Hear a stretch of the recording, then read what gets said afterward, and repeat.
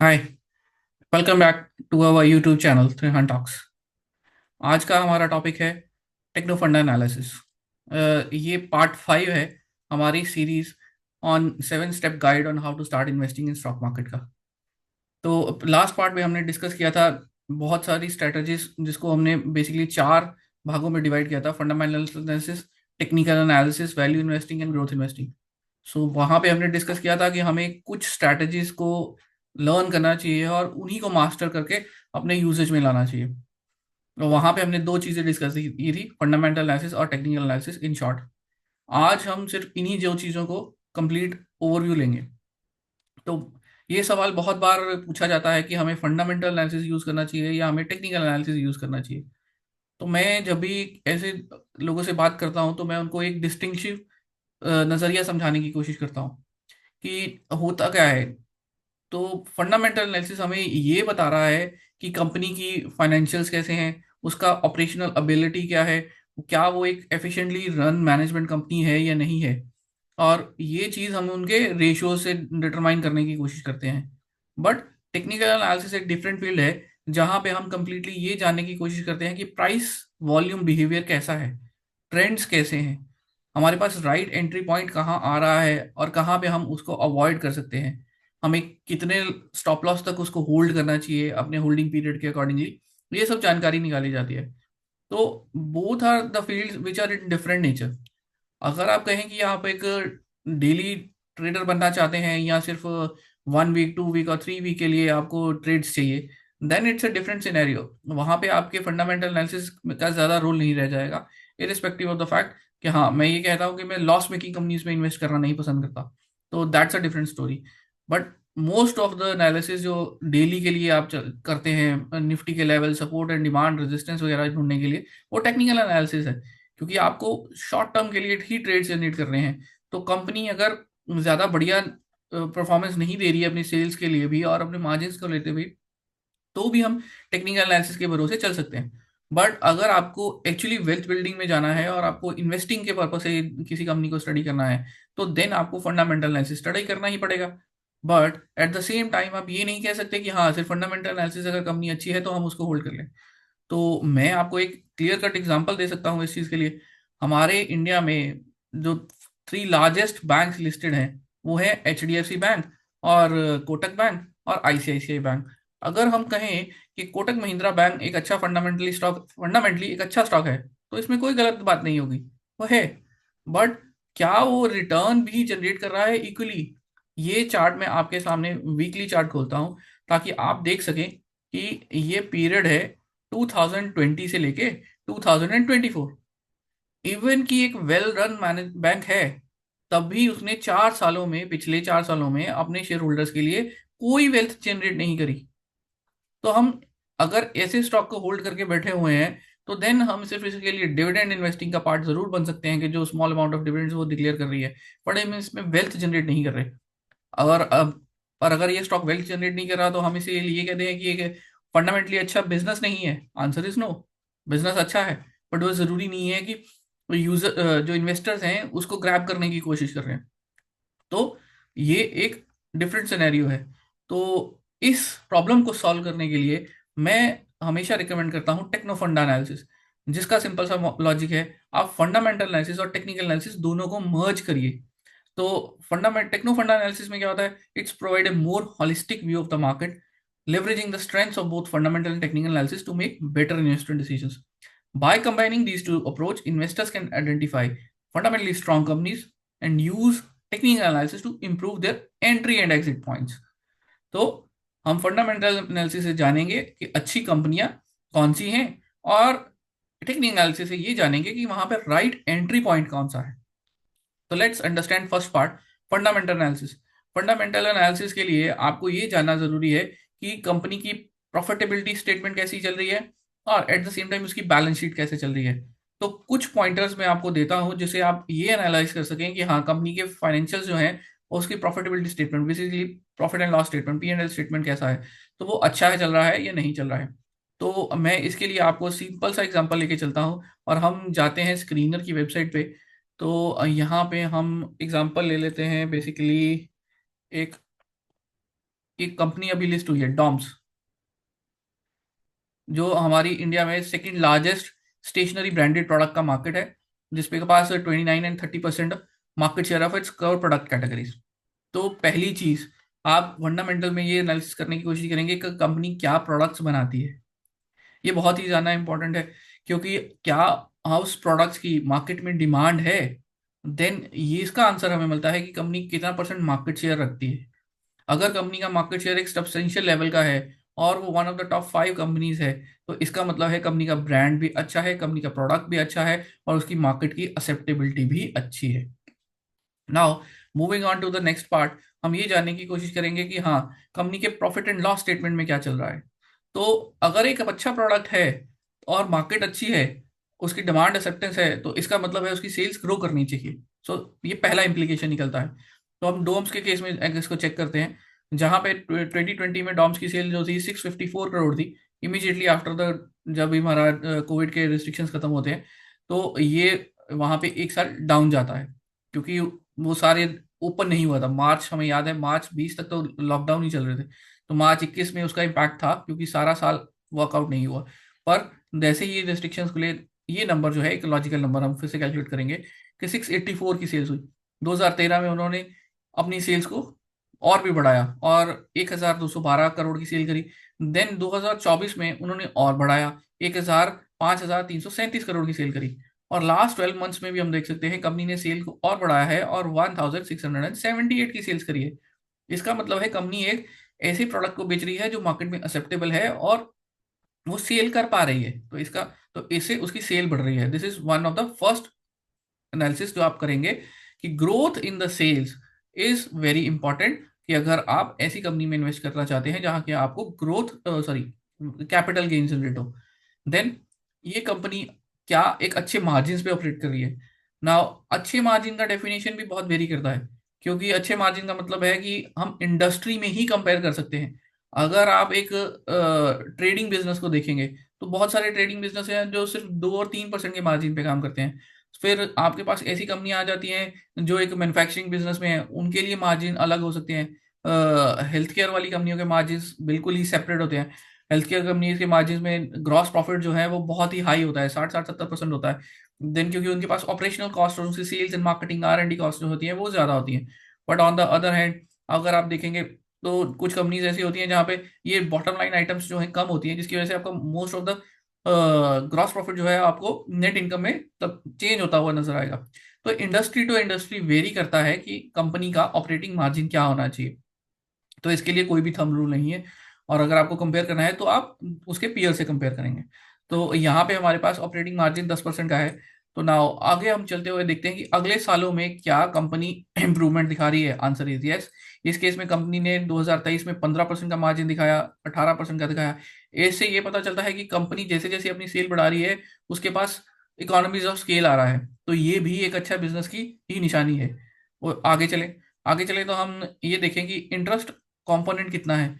Interest component एक limit से ज्यादा नहीं होना चाहिए, क्योंकि ये एक one of the important items बन जाता है जो आपके शेयर होल्डर से प्रॉफिट को कम कर रहा है। तो बिजनेस तो जनरेट कर रहा है मार्जिन, बट क्या वो शेयर होल्डर्स तक पहुंच रहा है कि नहीं। अगर इंटरेस्ट ज्यादा होगा तो कंपनी बहुत ज्यादा इंटरेस्ट बेयर कर रही है, तो वो प्रॉब्लम हो सकता है। और बहुत सारी एक्चुअली बैंकरप्सी में जाने के कारण भी यही होते हैं कि कंपनियों की इंटरेस्ट कॉस्ट जो है वो एक्स्ट्रा ऑर्डिनरी बन जाती है।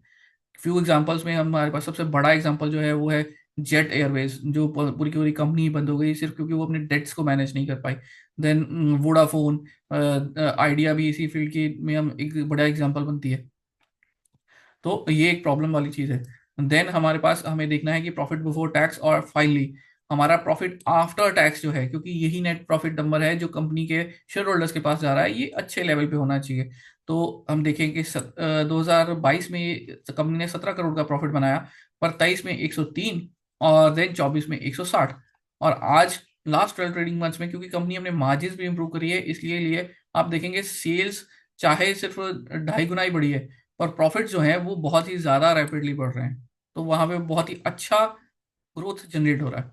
Then moving on to the balance sheet items, जो सेकंड पार्ट है हमारे फंडामेंटल एनालिसिस का, उसमें मैं सबसे पहले हाईलाइट करता हूँ, जो मैंने अपने पिछले वीडियोस में भी हाईलाइट किया, मैं कवर करना पसंद करता हूँ रिजर्व्स को। ये बहुत ही वेरी वेरी इंपॉर्टेंट नंबर है, जो किसी भी बैलेंस शीट में आपको रिफ्लेक्ट करेगा कि हाँ कंपनी एक पॉजिटिव ट्रेजेक्टरी की तरफ है या एक डाउनहिल की तरफ है। क्योंकि ये नंबर जो है कंसिस्टेंटली बढ़ना चाहिए। इसका मतलब है कंपनी अच्छी सेल कर रही है, वो अपने डेट्स को रिकवर कर पा रही है, वो नेट प्रॉफिट का हिस्सा बन रहे हैं, और वो फाइनली अपने रिजर्व्स में ऐड कर रहे हैं। तो इसे कंपनी की नेटवर्थ ऑफ द कंपनी जो है वो बढ़नी शुरू होती है। जहां 22 में डॉम्स के पास 247 करोड़ थे, वहीं पे ये बढ़ के 337, 754 और आज की डेट में 841 करोड़ है। तो ये वैल्यू बढ़ रही है, इसके मतलब है कंपनी का नेटवर्थ भी बढ़ता जाएगा इसके साथ साथ। और अगर हमें ये जानना है कि कंपनी कुछ कैपेक्स कर रही है या नहीं कर रही है, अगर आपकी कंपनी कैपेक्स कर रही है तो इट्स पॉसिबल है कि उसका शेयर प्राइस जो है ना साइडवेज मूवमेंट में चला जाएगा। बट अगर कंपनी कोई कैपेक्स नहीं कर रही है, उसकी सेल आराम से जनरेट हो रही है, तो मोस्ट प्रोबब्ली आपको इस लाइन आइटम में नंबर जो है वो बहुत ही छोटे नजर आएंगे। तो यहाँ पे भी जैसे हम देख सकते हैं कि इस this is a capital work in progress. तो इसमें majorly fixed cost sorry capital expenditure होता है, तो इसमें कंपनी ज्यादा कोई पैसा नहीं दे रही। देन ये सब तो जनरेट हो गया।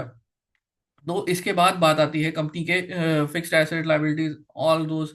आप एनालिसिस कर सकते हैं कि हाँ शेयर होल्ड ट्रेड पेबल्स क्या बढ़ रहे हैं, घट रहे हैं, फिर उनके लिए ट्रेड पेबल्स कितने दिनों में कवर अप हो रहे हैं, वो सब एनालिसिस एक्स्ट्रा ऑर्डिनरी है, जो कैश फ्लो स्टेटमेंट्स के लिए भी होता है। तो ब्रॉडर आइटम्स में हम देखें तो हमारे पास ये रेशियोज वहाँ पे अवेलेबल हैं। तो क्या कंपनी के डेटर रेशियोज बढ़ रहे हैं, कम हो रहे हैं? तो हमारे पास कम हो रहे हैं। डेज पेबल का जो अमाउंट है वो भी हम कम कर रहे हैं, तो कंपनी ज्यादा से ज्यादा अपनी कैपिटल को रोटेट कर पा रही है, ये उसके लिए अच्छा है। और इसी की वजह से आप देख सकते हैं कि कंपनी का रिटर्न ऑन कैपिटल एम्प्लॉयड जो है वो बढ़ जाता है। तो कंपनी के कैश फ्लोज अच्छे हुए हैं, ऑपरेटिंग कैश फ्लोज प्रोड्यूस में अच्छा पैसा बन रहा है। कंपनी अपने पैसे को अच्छे तरीके से रोटेट कर रही है, जिसकी वजह से ये ओवरऑल सिनेरियो बन जाता है। नाउ इसके अलावा एंसिलरी एनालिसिस है, आप चाहें तो करें, नहीं चाहे तो रहने दीजिए। और यहाँ पे होता है share holding pattern. Share holding pattern में कई लोग ये भी मानते हैं कि अच्छी कंपनियों में ही हमने इंस्टीट्यूशनल्स का निवेश देखने को मिलेगा। मैं म्यूचुअल फंड्स नहीं कंसिडर करता, DIIs आई डोंट कंसिडर, क्योंकि DIIs वैसे भी बहुत सारी कंपनियों में निवेश करते हैं। तो बेसिकली जो इंडेक्स का पार्ट होती है वो भी उनके लिए एक निवेश करने का ही लॉजिक बन जाता है। तो बट FIIs अगर देखें तो ये एक इंपॉर्टेंट पैरामीटर है। FIIs में क्या होता है, अगर कोई ऐसा फंड है जिसने पैसा लगाया हुआ है, आप सोचिए ये प्राइवेट फंड है।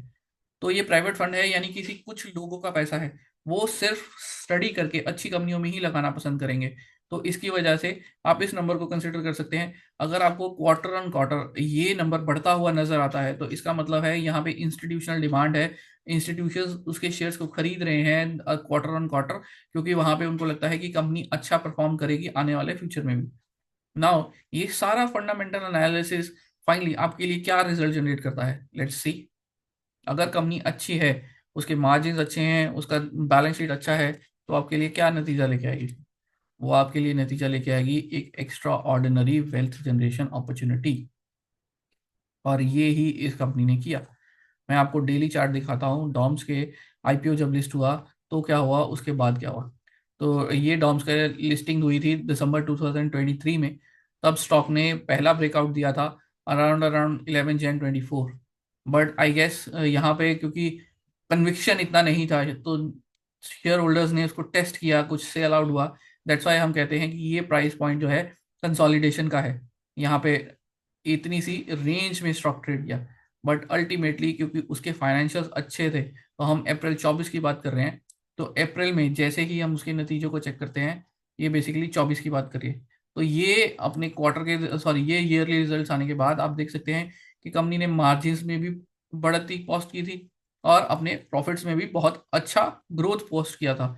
और फाइनली उसका इम्पैक्ट हमें कहाँ मिलता है, एक शेयर होल्डर की वेल्थ जनरेशन अपॉर्चुनिटी में।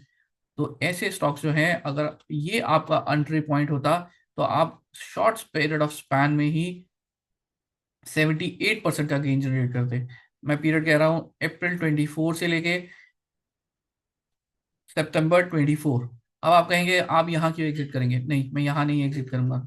Obviously what I do is I hold, even कि ये वाला रिट्रेसमेंट भी मैं देखूंगा। बट यहाँ पे अगर कंपनी फिर से रिजेक्ट होती है, then I will take an exit over. तो इस दौरान एक 1.5 साल के पीरियड में आपने 78% रिटर्न जनरेट किया, क्योंकि यहाँ पे जो ट्रेंड था अपवर्ड था। बट यहाँ पे जो ट्रेंड है एक साइडवेज बन चुका है। अगर ये ट्रेंड प्राइस अगर ये दूसरी बार जो प्राइस है इस लेवल को क्रॉस करके ऊपर निकलता तो ट्रेंड पॉजिटिव था, तो हम उस पर कंटिन्यू करते। बट यहाँ पे सेम लेवल पे वो वापस नीचे आता है, इसका मतलब है ये एक अपर रेजिस्टेंस लेवल क्रिएट हो रहा है। तो यहाँ पे आपका टेक्निकल एनालिसिस काम आ रहा है। आपने ये तो जान लिया कि कंपनी अच्छा प्रॉफिट करा रही है और अच्छे तरीके से अपने प्रोडक्ट्स को सेल आउट कर रही है। यहाँ पे आपको पता चला कि हाँ, टेक्निकल एनालिसिस से ये एक रेंज थी जिसके ट्रेड करने के बाद हमने उसमें एंट्री लेना चाहिए था, अराउंड 753 लेवल्स। तो ये टेक्निकल एनालिसिस आपको बताता है कि आपको यहाँ पे एंट्री लेना चाहिए। देन और टेक्निकल एनालिसिस ही आपको बताता है कि यहाँ पे अक्टूबर 2024 में आपको इसका प्रॉफिट बुक कर लेना चाहिए। तो ये एक टेक्नो फंडा एनालिसिस है। अगर आप इसको फॉलो करेंगे तो आपका जो पोटेंशियल ऑफ रिटर्न जनरेशन होगा वो ज्यादा होगा, क्योंकि आप अपवर्ड मोमेंटम में जो स्टॉक चल रहे हैं उनको कैप्चर कर रहे हैं। एट द सेम टाइम वो कंपनियां अच्छा काम भी कर रही हैं अपने प्रोडक्ट्स और प्रॉफिट्स को लेकर। अब हम कुछ और एग्जांपल्स देखते हैं ताकि आपको ये क्लैरिटी हो जाए, अब ये ना कहे कि ये वन ऑफ केस है। मैं आपके पास एक एग्जांपल लेके आता हूँ पंजाब नेशनल बैंक का। बहुत सारे इन्वेस्टर जो हैं वो मानते हैं कि ज़रूरी नहीं है कि हमें पीएसयू बैंक्स में इन्वेस्ट करना चाहिए क्योंकि यहाँ पे ज़्यादा प्रोग्रेस नहीं होती। तो मैं आपको ये भी बताता हूँ कि समटाइम्स पीएसयू बैंक्स एक ऐसी अपॉर्चुनिटी जनरेट किए जो शायद दूसरों ने भी नहीं किया। तो हम पीरियड लेके चलते हैं अगेन। आप सबको पता होगा कि 2014 के बाद हमारे जितने भी नए लॉज आए उनकी वजह से बहुत सारे एनपीएस को कम करने के लिए उनको राइट ऑफ किया गया, बैलेंस शीट्स को क्लीन किया गया, फंडिंग की गई बैंक्स के। तो और बहुत सारे मर्जर्स एंड एक्विजिशंस भी हुए ताकि एक हेल्दी बैंक्स क्रिएट हो सके। उसका इम्पैक्ट आप देखेंगे कि हम इस स्टॉक में देखेंगे। तो ये पंजाब नेशनल बैंक का स्टॉक है। तो पंजाब नेशनल बैंक का जो स्टॉक था हमारा 2017 के लेवल 17 की बात करें तो वो ₹200 का था। But all the bad news on NPAs and corrections and all that came in, the stock went to the bottom of 25. It lost 80% of market capitalization. That's a huge number. But story यहाँ खत्म नहीं होती। तो यहाँ पे एक down move आने के बाद स्टॉक जो है बेसिकली एक साइडवेज मूवमेंट में चला जाता है। तो हम देखते हैं कि ये कितना बड़ा पीरियड है। ये पीरियड है जब वो डाउनवर्ड मूवमेंट में अपने बॉटम को हिट करता है, मई 2020। तो हम देखें कि मई 2020 में क्या हो रहा था। तो मार्च 21 इसके बीच में मई 2020 फॉल करेगा। तो ये पंजाब नेशनल बैंक का प्रॉफिट एंड लॉस स्टेटमेंट है। ठीक है जी।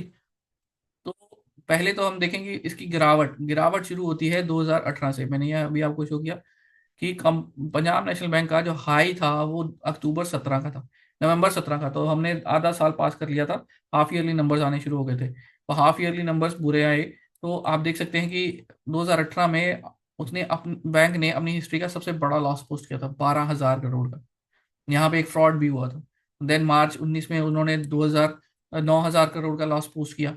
फिर 2020 में उन्होंने 485 करोड़ का एक स्मॉल प्रॉफिट पोस्ट किया। देन आगे बढ़ते हुए 2021 में यहाँ पे इंप्रूवमेंट होती है, तो 2,695 करोड़ का प्रॉफिट पोस्ट होता है। लेट्स सी कि इस पीरियड में एक्चुअली हो क्या रहा था। तो ये 20 है जहां पे उन्होंने लॉसेस पोस्ट किए, ये 21 है जहां पे भी इन्होंने लॉसेस पोस्ट किए, और फाइनली हम इस लेवल पे आ जाते हैं। ये नवंबर 22 है, नवंबर 2022। तो 2022 के जो फाइनल रिजल्ट्स आए थे वो यहाँ थे। तो आप देख सकते हैं कि जैसे मार्च है, तो मार्च में ऑलरेडी वो 2 साल एक प्रॉफिटेबल जर्नी में पोस्ट कर चुके थे। उनका जो टॉप लाइन रेवेन्यू था वो भी अपने प्री कोविड लेवल से कहीं गुना आगे निकल चुका था। 50,000 करोड़ का प्री रेवेन्यू था, और 21-22 में यही रेवेन्यू ज्यादा 81,000 करोड़ से 76,000 करोड़ हो चुका था। तो ये एक साल है जहां पे कोविड के रिस्ट्रिक्शंस के बाद एक्चुअली बैंक एक स्टेबलाइज लेवल पे आ चुका था। और इसी का इम्पैक्ट आपको यहाँ पे देखने को मिलेगा कि मार्च के रिजल्ट आने के बाद जून में यहाँ पे बॉटम आउट होता है, और फिर नवंबर में यहाँ पे बढ़त आनी शुरू होती है। इस रेंज का ब्रेकआउट फाइनली आ जाता है। बट बहुत सारे इन्वेस्टर्स जो हैं जरूरी नहीं है यहाँ पे होल्ड कर सके, क्योंकि उन्होंने बहुत सारा ऊपर से पैसा लूज किया होता है। तो आप वॉल्यूम को समझने की कोशिश करते हैं। इसलिए इस लेवल पे, क्योंकि बहुत सारे टाइम तक ये लेवल क्रॉस ही नहीं हो पाता, इस लेवल पे जैसे ही क्रॉस होता है तो बहुत सारे इन्वेस्टर जो हैं जो पुराने हैं इस स्टॉक में वो अपना प्रॉफिट बुक करते हैं। इसलिए आपको देखे को मिलेगा यहाँ पे वॉल्यूम में स्पाइक नजर आता है, जिसकी वजह से स्टॉक एक वापस साइडवेज ट्रेंड में चला जाता है। बट अब हम देखते चलें उसके फाइनेंशियल्स के कंपैरिजन में। मार्च 23 में बैंक ने और भी ज्यादा टॉप लाइन पोस्ट की, अपने प्रॉफिट्स को और भी ज्यादा बूस्ट किया। तो जब कंपनी जो है अपने प्रॉफिट्स को बढ़ाती जा रही है और एक अच्छे नंबर कंटिन्यूसली पोस्ट करे जा रही है, तो ये पॉसिबल नहीं है कि स्टॉक ज्यादा देर तक एक साइडवेज रेंज में रह सके। फाइनली एक ब्रेकआउट आता है, वो है जुलाई 2023। नंबर्स बहुत ही शानदार हैं और आने वाले एक्सपेक्टेशन में इंप्रूवमेंट है, क्योंकि कंपनी बैंक की बैलेंस शीट क्लीन हो चुकी थी और उसको फंडिंग मिल चुकी थी। तो आप क्लियरली इस चीज को देख सकते हैं कि जैसे ही नेक्स्ट नंबर आते हैं, वो नंबर उसके कंप्लीटली शेयर प्राइसेस में रिफ्लेक्ट हो रहे हैं। तो स्टॉक प्राइस जो है, जो अगस्त 23 में एक ब्रेकआउट देता है, तो ब्रेकआउट के बाद स्टॉक जो है 100% रिटर्न जनरेट करता है within a period of 1 year, less than even 1 year, because it's August 23 to it's May 24। So around 8 और 9 मंथ में ही स्टॉक आपको 100% रिटर्न जनरेट करके देता है। और ये अपॉर्चुनिटी आप सिर्फ तब ट्रैक कर सकते हैं जब आप फंडामेंटल एनालिसिस के साथ साथ टेक्निकल एनालिसिस को भी जानें, क्योंकि टेक्निकल एनालिसिस आपको एक सही समय पे एंट्री बता रहा है जहां पे स्टॉक में ज्यादा मोमेंटम जनरेट हो रहा है और उसके फाइनेंशियल्स में भी बहुत सारी इंप्रूवमेंट्स नजर आ रही हैं। सो अब हम एक और एग्जांपल लेते हैं इसी को समझने के लिए। Now we will go to real real estate sector. Real estate sector में हमारी सबसे बड़ी कंपनी जो है इंडिया में, DLF, one of the biggest companies, largest domestic real estate developers in India. तो this is the DLF for you. आज की डेट में डीएलएफ का मार्केट कैप जो है 2,21,000 करोड़ है। सो इट्स ए ह्यूज पैमथ। बट क्या डीएलएफ हमेशा से ही ऐसा ही परफॉर्म कर रहा था? Answer is no. Let's go to understand the performance of DLF and learn how to strike those opportunities. तो डीएलएफ की हम बात करें, अब मैंने ये एग्जांपल पिछले वाले में भी लिया था, तो मैं सिंपली फिर से उसी एग्जांपल को ले रहा हूँ ताकि क्योंकि क्लैरिटी आ जाए कि हमने पिछली बार में भी क्यों लिया था और अब भी क्यों लिया। तो मैं आपको सबसे पहले इसका मंथली चार्ट दिखाता हूँ, आपको समझ आ जाएगा कि यहाँ पे क्या बहुत ही बड़ी गेम हो रही थी। तो अगर आप इसका मंथली चार्ट देखें तो डीएलएफ ने सबसे ये लेवल टच किया था अक्टूबर 2009 में। तब डीएलएफ, उसके बाद डीएलएफ नीचे ही नीचे आया 16 तक, क्योंकि हमारे पास बहुत सारे रियल एस्टेट में ट्रबल्स भी थे, जिसकी वजह से आप इसको गिरता हुआ दिखेंगे। I think I don't have the numbers from that year, so या इनके पास, स्क्रीनर के पास नंबर्स सिर्फ 2013 के बाद हैं। तो let's try to map the story after that. तो 2013 में ये गिरावट है और 2016 के बाद यहाँ पे कुछ इंप्रूवमेंट आनी शुरू होती है स्टॉक में। तो हम 2016 के बाद देखते हैं, है ना, क्योंकि 2016 से लेके हमें 2020 तक के नंबरों को समझना है। तो 2016 में जहाँ 9,000 करोड़ की सेल है, यहाँ पे 8,000 करोड़ की सेल है और यहाँ पे 8,000 करोड़ की सेल है। तो कंपनी जो है अमूमन अपने ही लेवल के सेल पे मेंटेन कर रही है, यहाँ पे कोई खास एक्स्ट्रा ऑर्डिनरी इंप्रूवमेंट नहीं है।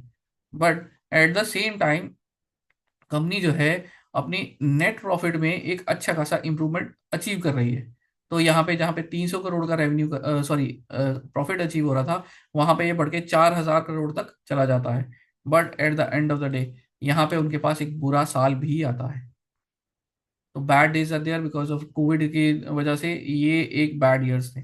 बट उसके बाद हम पहुंचते हैं साल 2022 में।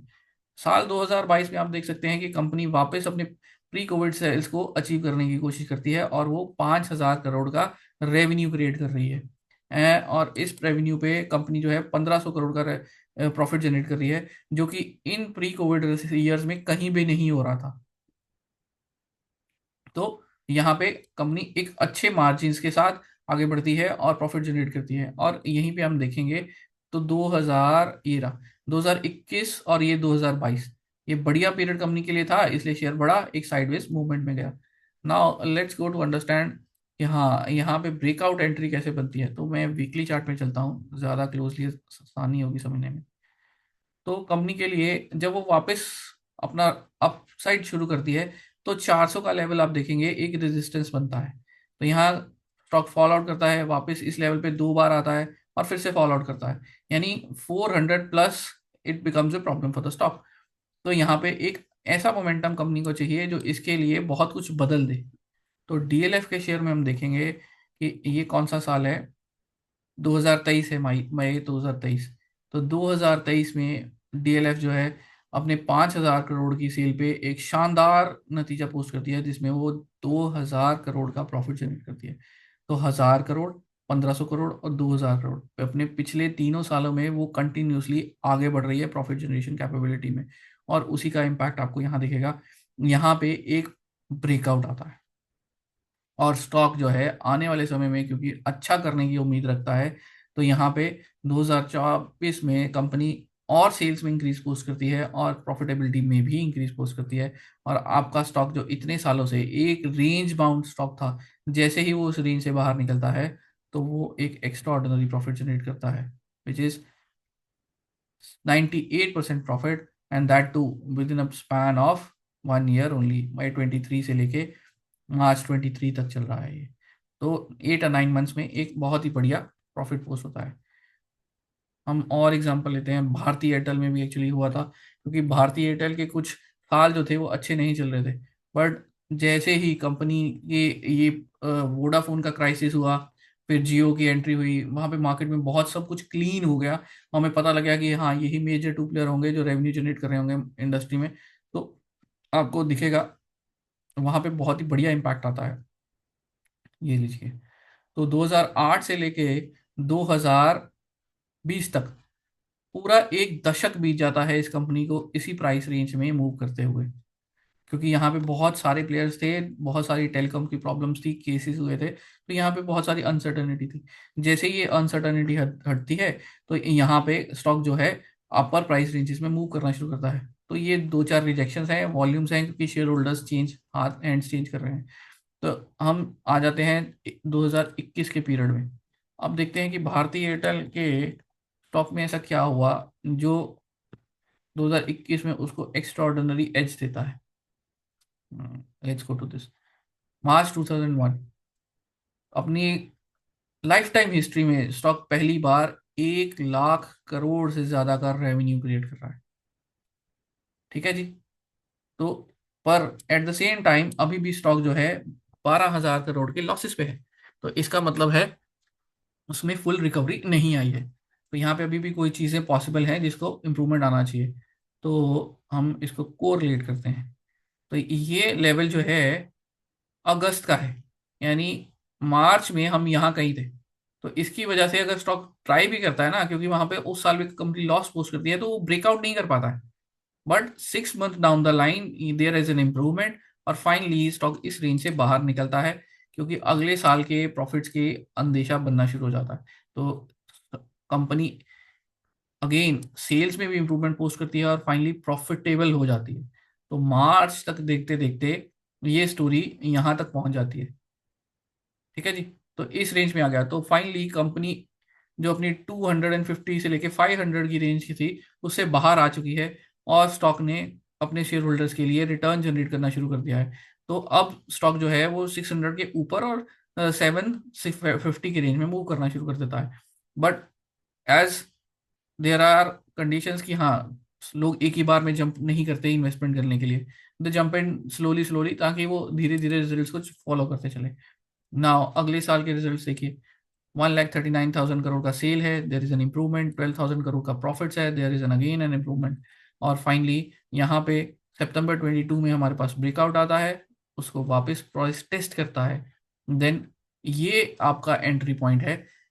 आप यहाँ पे भी एंट्री ले सकते हैं, नो डाउट अबाउट इट। मगर अगर आप लॉन्ग टर्म इन्वेस्टर हैं तो आप यहाँ पे एग्जिट नहीं लेंगे। पर अगर आप शॉर्ट टर्म इन्वेस्टर हैं और एक्चुअली शॉर्ट टर्म ट्रेडर हैं, तो ये पॉइंट ऑफ रेफरेंस आपके लिए बहुत बार एग्जिट का कारण बनेगा, क्योंकि ये वापस रेंज में जाने की कोशिश हो रही थी। इसलिए मैंने बोला within the range, breakout, then retest, and then finally moving out of the range. This is the where place जहां पे आप अपना इन्वेस्टमेंट बनाएंगे। यहाँ पे आप देखेंगे कि आपको टेक्निकल इंडिकेटर्स भी आप फॉलो कर सकते हैं, वॉल्यूम भी आपके पास जनरेट कर रहा है कि हाँ, यहाँ से अप मूव होने के फुल चांसेस हैं। आप देखेंगे आरएसआई जो है वो भी, ऑसिलेटर भी आपको शो कर रहा है कि स्टॉक में मोमेंटम भी आ रहा है, प्राइस में मोमेंटम भी आ रहा है। तो यहाँ पे अगर आप अपनी एंट्री पॉइंट आउट करेंगे, जहाँ ऑलरेडी कंपनी पिछले 2 सालों में अपने लॉसेस को भी पीछे छोड़ चुकी है, प्रॉफिट्स भी जनरेट कर चुकी है, अपनी लाइफ टाइम की हाईएस्ट सेल्स जनरेट कर रही है, तैसे ही आपको यहाँ पे एक एक्स्ट्रा ऑर्डिनरी ग्रोथ निकलनी पड़ेगी। तो फंडामेंटल एनालिसिस के साथ साथ जब आप टेक्निकल एनालिसिस को जोड़ते हैं तो आपके पास एक कॉम्बिनेशन ऐसा बनता है जो आपको ज्यादा से ज्यादा प्रॉफिट देने की कोशिश करता है। अगर आपको कंसिस्टेंसी वाली कंपनी चाहिए तो दैट्स अ डिफरेंट सिनेरियो। मैं आपको एग्जांपल देता हूँ बजाज फाइनेंस का, ये हमने पिछले ईयर भी लिया था। कंसिस्टेंट परफॉर्मर, इसका मतलब है आप इसको कहीं पे भी उठा सकते हैं, यहाँ पे आपको बीच में ढूंढने की जरूरत नहीं है। तो 2015 में बजाज फाइनेंस 5,000 करोड़ का रेवेन्यू कर रहा था, 2021-22 आते आते ये 40,000 करोड़ और 54,000 करोड़ का हो गया। तो कंपनी ने 10 टाइम्स अपनी रेवेन्यू पोस्ट किया है। कंपनी लगातार अपने प्रॉफिट्स बढ़ाती जा रही थी। इवन की कोविड के टाइम पे भी उसको रिकवर करने में बहुत ज्यादा समय नहीं लगा। मार्च 22 आते आते उसका प्रॉफिट जो था हाईएस्ट ऑफ लेवल पे था। तो 11,000 करोड़ का प्रॉफिट है। और इसीलिए आप देखेंगे जब ऐसी वेल रन बिजनेसेस होते हैं ना, आप इसके रिजर्व्स को चेक करिए, आप इसको इसमें कंसिस्टेंट ग्रोथ मिलेगी, यहाँ पे कोई फॉल आउट नहीं आता है। और ऐसे स्टॉक जो हैं अप एंड डाउन मूवमेंट नहीं करते, ऐसे स्टॉक जो है सीधा सीधा अप मूवमेंट दिखाते हैं। तो ये हमारे पास है Bajaj finance. Give us a second. ऐसे ही मैं आपको दूसरा बिजनेस दिखाऊंगा अभी, जो बेसिकली हमारा HDFC का है, वेल नोन, वेल, क्या बोलते हैं ना, coated example ever in the history. ये देखिए, तो ये पीरियड है, ये बजाज फाइनेंस है। तो यहाँ ऐसे स्टॉक्स में आपके पास री एंट्री की अपॉर्चुनिटी नहीं आती, आप इसको कहीं पे भी पकड़ लीजिए अच्छा ही है। तो बहुत कम चांसेस मिलेंगे क्योंकि आपके यहाँ पे टेक्निकल एनालिसिस के लिए कोई चार्ट पैटर्न्स नहीं है, कहाँ कोई ब्रेकआउट नहीं है। तो यहाँ पे कंसिस्टेंस पैसा बनेगा आपको। फिर हमने अभी बोला, हम HDFC बैंक को देखते हैं। HDFC बैंक अपने पिछले कुछ सालों में लगातार 20% की ग्रोथ पोस्ट करता आया, और यही उसके स्टॉक प्राइस में रिफ्लेक्ट होता है। ये 2012 का पीरियड है, ये 2023 का पीरियड है। Continuous movement upwards, and so was the. तो फंडामेंटल एनालिसिस आपको ये बता रहा है कि कंपनी कैसे अपने फाइनेंशियल्स को इंप्रूव कर रही है, उसी फाइनेंशियल्स का रिप्लिकेशन आपको उसके स्टॉक प्राइस में दिखता है। नेट प्रॉफिट देखिए, 6,000 करोड़, 15, 12, 18,000 करोड़, 12, 22,000 करोड़, 27,000, 70, 78, 40, लगातार लगातार रफ्तार है उसके ऊपर जाने की। और यही चीज आपको उसके रिजर्व्स में भी दिखेगी। There is a continuous rise. That's how the fundamentally good companies you can look out for. और उसका आप फायदा उठाते हैं टेक्निकल एनालिसिस के थ्रू एंट्री एंड एग्जिट ढूंढने के लिए। तो यहाँ पे तो कंपनी सीधी सीधी है, तो इसमें तो आपको एंट्री एंड एग्जिट नहीं ढूंढना। एंट्री एंड एग्जिट को मैंने इसलिए आपको एग्जांपल दिए क्योंकि DLF दिया, क्योंकि कंपनियों में कभी कभार कुछ ऐसी चीजें हो जाती हैं जो उनको कंसिस्टेंसी को बीट कर देती हैं। तो वो अगर एक्स्ट्रा ऑर्डिनरी परफॉर्मेंस जहां देना शुरू करेंगे, वहीं आपको एक एंट्री पॉइंट मिलेगा, और वो आपको एक टेक्निकल एनालिसिस के थ्रू मिल सकता है। तो that's why I quoted this examples. अब टर्न अराउंड कंपनीज होती हैं, ये बहुत ही बढ़िया एग्जांपल होती हैं जब आप फंडामेंटल्स और टेक्निकल एनालिसिस को जोड़ते हैं। टर्न अराउंड बिजनेस में आपको मैं एग्जांपल देता हूँ आज सुजलॉन का। सुजलॉन एनर्जी एक विंड एनर्जी फर्म थी। तो बहुत ही अच्छी फर्म थी क्योंकि पहले जब विंड एनर्जी में हमारे पास डिमांड थी, कंपनी ग्लोबली ग्रो कर रही थी। बट जब मैंने कहा ना आपको कि कंपनी जरूरी नहीं है कि हाँ, एक डेट अच्छी चीज है, एक लिमिटेड अमाउंट ऑफ डेट अच्छी चीज है, और एक एक्स्ट्रा ऑर्डिनरी डेट जो है वो कंपनियों के लिए सरदर्द बन जाता है।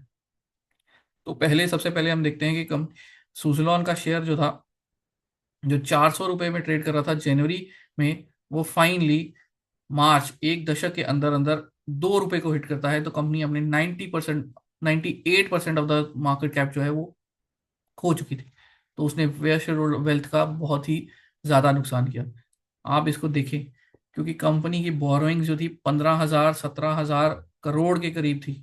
इवन 2013 के पीरियड में, 2014 के पीरियड में, यही पीरियड है जब स्टॉक जो है धड़ाधड़ फॉल आउट कर रहा है। क्योंकि कंपनी जो है इधर डेट को मैनेज ही नहीं कर सकती थी। अगर हम देखें तो जहां 2013 में 18,000 करोड़ की सेल है और एक्सपेंसेस हैं, यहाँ पे ग्रॉस प्रॉफिट में ही कंपनी 13 से 15 के पीरियड में लॉसेस कमा रही है, तो इंटरेस्ट कैसे पे करेगी। तो यहाँ पे ये इंटरेस्ट जो है उनके लिए प्रॉब्लम बनता है, और वो बहुत ही ज्यादा बुरी हालत में चले जाते हैं। और आप देखेंगे रिजर्व्स जो हैं इस कंपनी के वो नेगेटिव हो जाते हैं। That's a big impact, that's why I call it. मैं इस लाइन आइटम को बहुत ही ज़्यादा तवज्जो देता हूँ जब मेरे को लॉन्ग टर्म इन्वेस्टमेंट पकड़ना होता है। तो यही आपको दिखता है। अब ये वाला नंबर जो है 12,000 करोड़ तक नीचे जाता है। तो ये साल है 2020। तो आप देखेंगे हमने 2019 के करीब करीब दिसंबर 19 यानी 20 ही आ चुका था, तब तक हमने ये सारा अचीव किया, लोएस्ट पॉइंट अचीव किया। देन 21 में जैसे ही हमारे पास कुछ इंप्रूवमेंट आया, कंपनी ने अपने एक्चुअली बहुत सारे एसेट जो थे, फॉरेन एसेट जो थे, वो बेच दिए थे। तो इसका इम्पैक्ट आपको देखने को मिलता है, जहाँ 20,000 करोड़ की सेल की बजाय 2021 में कंपनी सिर्फ 3,000 करोड़ का सेल करी है। बट ये स्केल कंपनी के लिए एक ज्यादा मैनेजेबल स्केल था, क्योंकि यहाँ पे हमारे पास ऑपरेटिंग प्रॉफिट आना शुरू होता है और फाइनली कंपनी एक नेट प्रॉफिट सिनेरियो को अचीव करने की कोशिश करती है। यहाँ पे कुछ एक्स्ट्राऑर्डिनरी सेल्स की वजह से प्रॉफिट जनरेट होता है। तो एक्चुअली स्टोरी जो है वो 2023 में शुरू होती है। तो क्योंकि 2022 में भी जीरो प्रॉफिट है और देर आर स्मॉल लॉसेस, तो 2023 तक आप देखें तो कंपनी का नेटवर्थ जो है वो कंप्लीटली पॉजिटिव होने की कगार पे ही पहुंचा है, पर हुआ नहीं है।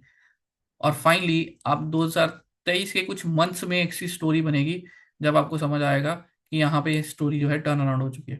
तो ये नेट प्रॉफिट सिनेरियोज हैं 2021, 22, 23। यहाँ पे कुछ साल नेगेटिव आते हैं, ये एक्स्ट्रॉर्डिनरी प्रॉफिट्स की वजह से सेल ऑफ एसेट्स था जिसकी वजह से प्रॉफिट आता है। बट अगर आप सितंबर 23 में देखें तो आप कंटिन्यूसली पिछले 4 क्वार्टर्स में प्रॉफिटेबल थे, और आप कंटिन्यूसली कुछ सेल्स भी जनरेट कर रहे थे।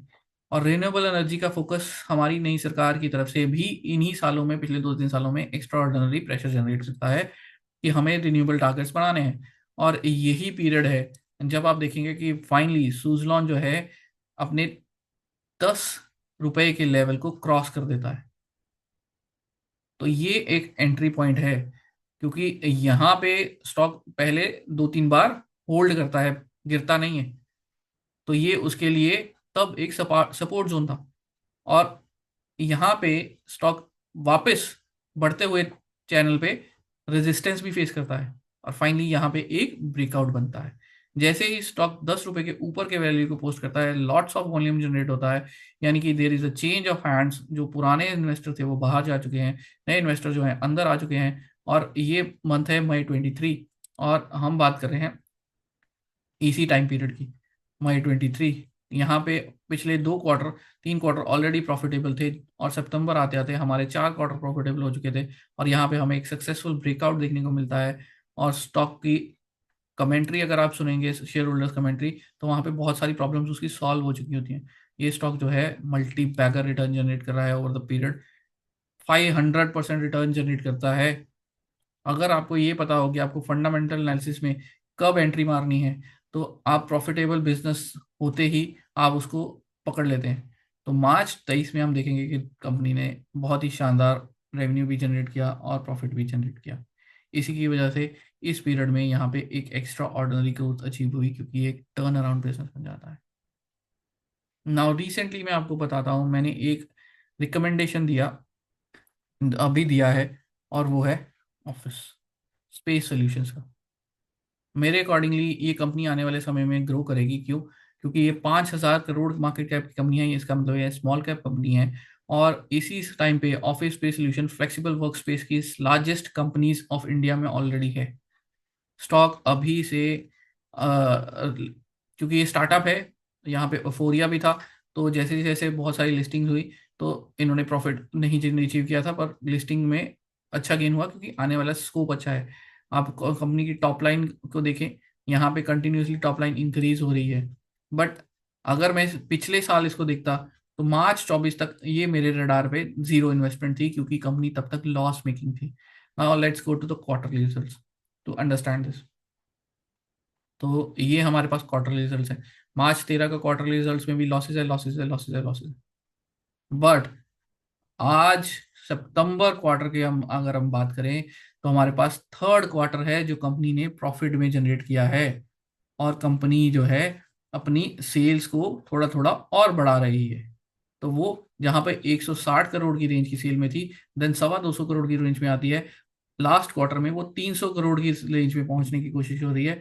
इसका मतलब है कंपनी का रेवेन्यू जो है 1,000 करोड़ टीटीएम है, और फाइनली कंपनी एक 37 करोड़ का प्रॉफिट जनरेट करती है। और इसकी वजह से ही मैंने इसको एक बाय रिकमेंडेशन दिया है, जिसमें मेरा मानना है कि कंपनी अब अपने फाइनली ऐसे प्रॉफिटेबल सेटअप की तरफ बढ़ रही है जहां पे वो एक शेयर होल्डर के लिए अच्छी वेल्थ क्रिएट कर सकेगी। ना इस चीज को हम चार्ट पे समझते हैं, तो मेरी रिकमेंडेशन यहाँ पे कहीं नहीं थी, क्योंकि यहाँ तक जो था कंपनी लॉस मेकिंग बना रही थी पैसा।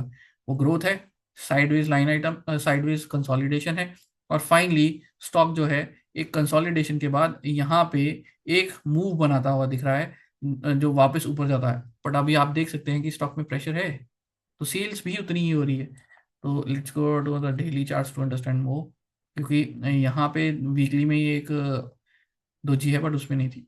ले लीजिए। तो एक मारे बाजू कैंडल थी, जहां पे बहुत ही शानदार वॉल्यूम के साथ लोगों ने इसको खरीदना शुरू किया। हर एक स्टॉक एक ही बार में नहीं बढ़ जाता, but this is the right entry point. आप इसको नोट करके रख सकते हैं। We can discuss it over the next year. My understanding is now stock यहाँ से चलने के बाद अगले साल में 100% प्रॉफिट जनरेट कर सकता है।